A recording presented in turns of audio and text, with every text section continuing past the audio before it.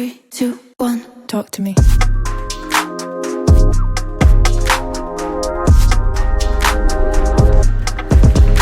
Okay. Thank you.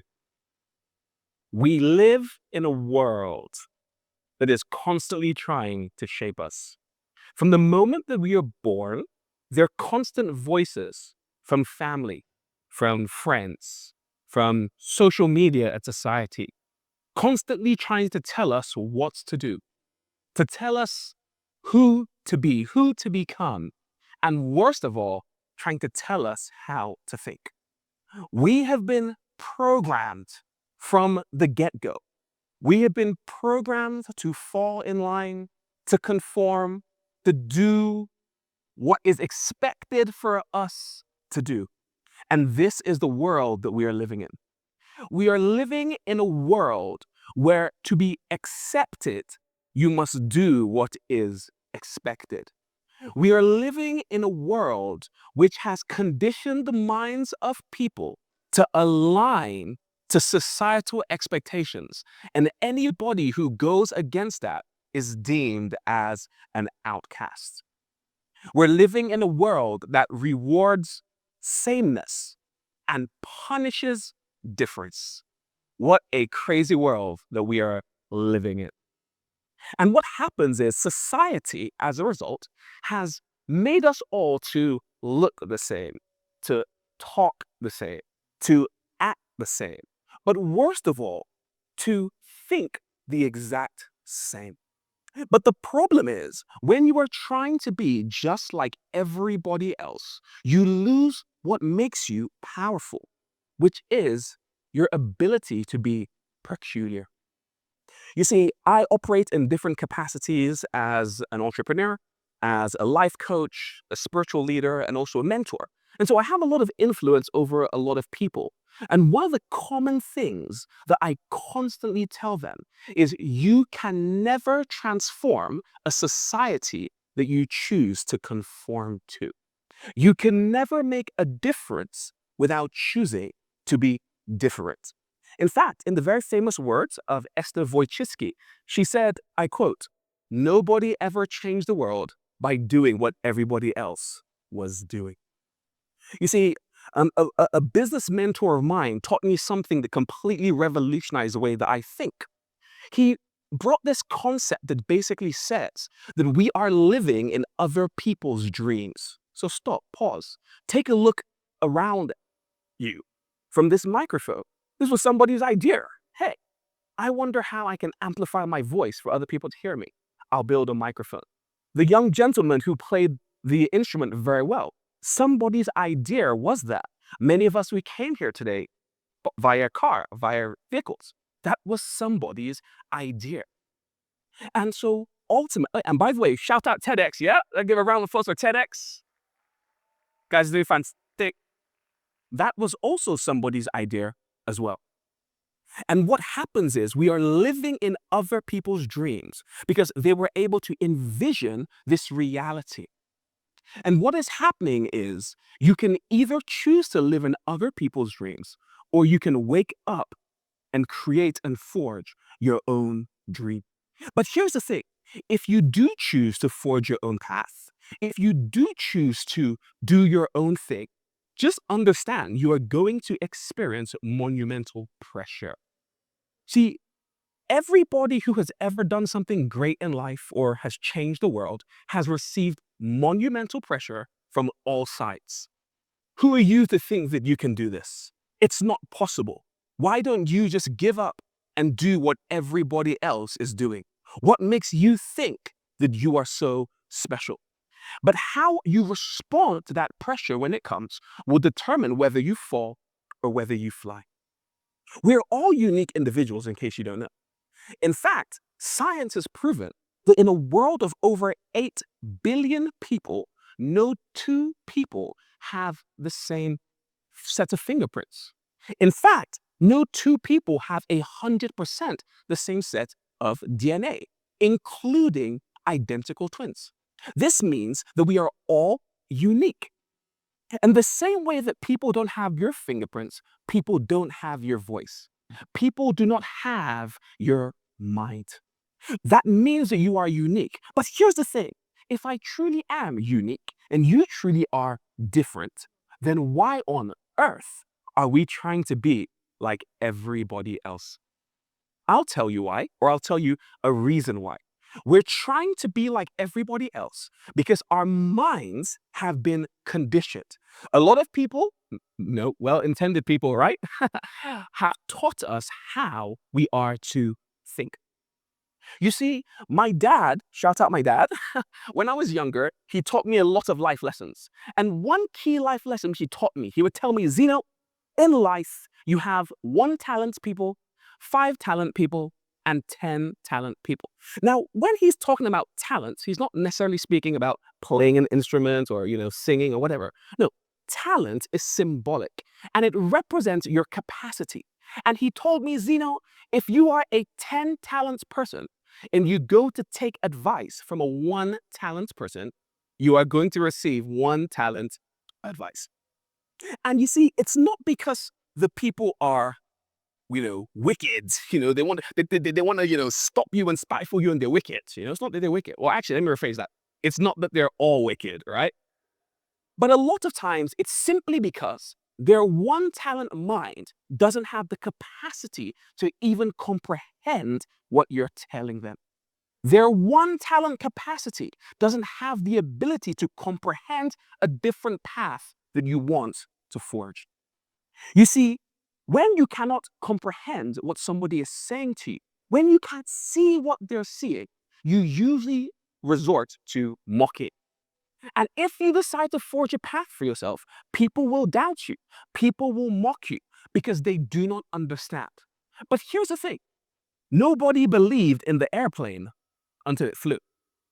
Nobody believed in space travel until we left the planet and went to space. Who here is aware that right now there are currently people floating in space? We've been able to do the impossible and leave the entire Earth. But if you told that to people just a few hundred years ago, they would have laughed you to absolute scorn. Like, laughed you to scorn. I hope that this is making sense, what I'm trying to communicate here. But you see, the same way that they laughed at the airplane and the same way they laughed at space travel, you might have an idea, you might have a path, you might have an invention, and people may also mock and laugh at you. And that is okay. We need to be comfortable to be misunderstood. Because here's the thing. It's only when your vision comes to pass, because the vision is for an appointed time, when that vision, when that dream, when that invention, when that pathway comes to pass, that's when everybody says, aha, we see. But the reality is, you just saw the aha before they did. You see, what I'm saying here is not this theory. A lot of people can come and just talk a lot of theory, right? This isn't just theory. I am a living, breathing example of this reality. My name is Captain Zeno, and I'm going to take you on my journey. When I was coming up with this speech for, thank you so much.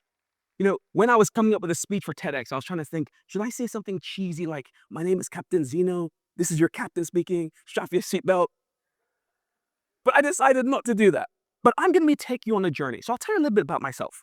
I was born in Nigeria, but when I was younger, I left and I grew up in the United Kingdom before eventually coming back to Nigeria to work. Whilst I was in the United Kingdom, in secondary school, I was an athlete. I was the UK's national high jump champion, and I represented my county, or in Nigeria, we'll call it like a state. So I represented my state in athletics, my state in football, my state in rugby, my state in public debating. So I was quite a high-level athlete, which usually meant that I wasn't focusing during the week when the teacher was teaching me what I was supposed to learn. I was always dreaming about Saturday and how I'm going to do all my skills and score all the goals and score a hat trick, which I did from time to time. But what happened is I did not get very good grades at school. In fact, my grades at school were really, really bad. And when it was time to go off to university, I decided to tread a different path. Here in Nigeria, like they usually say, if you're not a lawyer or a doctor or an engineer, you're a failure. And so I decided not to go over to university, but to go straight into flight school. And I became Nigeria's youngest commercial pilot. I was a private pilot at the age of 8. I was a commercial pilot at the age of 19. And I fly both planes and helicopters. So I'm dual rated. And what happens is I got a very nice job flying for one of the biggest helicopter companies in the entire world. And I did that for many years. At a young age, I was earning a crazy amount of salary, a crazy amount of money for someone that age. And many people would look at me in that situation and say, that's where I want to get to. But I was in the situation thinking, I think there's something more than this. You know, they say the sky is the limit. And as a pilot, I can tell you that's not actually true. The sky's the limit if you make it the limit. There are people currently in space. And so there was something within me that was saying, I need to do more. And so what happened is, by nature, I'm an entrepreneur. So I'm the type of guy, when I see I can see opportunities. Like, even as I've come here to this university, I'm seeing opportunities, right? Holler at me if you want to learn some of those opportunities before I head off, right? But the point is, I noticed that in my industry, there was a big problem. Everybody wants to become a pilot, but and because nobody knows how, no one was telling people, no one was teaching people. There was nobody there to help, to support, to guide. And so people were going off and making monumental mistakes, spending tons of money, time, stress, difficulty, simply because they didn't have an accessible pilot. Pilots are a lot of pilots are either proud, so they won't talk to you, or they're airborne, so they can't talk to you, or we're just rare because we're not a lot of us. And so I decided I would become that accessible pilot. I would make myself accessible to others. Shout out my wife, Timmy-san. It was actually her idea. She was like, Zino, you know what? You're really good with your words. Why don't you just start to talk to people? So on my Instagram, I simply just started to make videos. Hey, Captain Zino here. Don't get scammed, don't go to flight school. This is what you do. You do this, you do that, you do this. And before I knew it, the demand that started to come my way was unbelievable. Hundreds and hundreds and hundreds of people started to contact me. In 1 year alone, I did over 300 free consultancy calls. I would fly the entire day. I would come back and literally back to back, hi, Captain Zino, how can I help you? And I started to help so many people that before we knew it, it grew and it grew and it grew. And I was now in a bit of a conundrum because I so believed in what I was doing, but there was a problem. Nobody else was doing what I was doing. Not just in Nigeria, not just in Africa, in the entire world. I would say only maybe 1 or 2 people did something similar, but not what we did comprehensively. And I truly believed in this path that I was trying to forge. And I took a step of faith. And I resigned my highly respected, very well-paying job. And as you can imagine, everybody thought, this guy is absolutely crazy. You're nuts. You'll be back. It's been about what? Full time now? It's been about 5 years, and I have not turned back. Forward ever, backward never. But what happened was, because we were doing something completely new and something completely revolutionary, it had never been done before. So there was nobody to go and emulate. There was nobody to go and take inspiration from. And so as a result, you had to figure every single thing out by yourself. Trial and error. And obviously, when you're doing trial and error, there will be a lot of failures. And what happens is, every time that there was a failure, those voices come back. What are you doing? This is stupid. Come back and do what everybody else is expecting you to do. But like I said earlier, it's when that pressure comes that how you respond to it will determine if you fly or if you fall. And we pushed on, we persevered, we expanded. We started to deal with not just individuals, but we started to work with airlines and institutions. And we grew beyond Nigeria, grew beyond Africa, and we're now a global name in our industry, and we're pioneering many, many things. So what is it that I'm trying to tell you? I would never have even been able to envision this for myself. I had an idea, but I never knew where that idea would lead to. So I'm going to conclude. I'm a firm believer in making impact, in making significant impact. I operate in various different capacities, from being an entrepreneur to being a life coach, a mentor. I'm also a spiritual leader as well. And so I talk to a lot of people. And what is the thing, what is the message that I am constantly trying to instill in every single person that cares to hear my voice? You can never transform a society that you choose to conform to. And in order to make a difference, you must be different. So, dare to be different.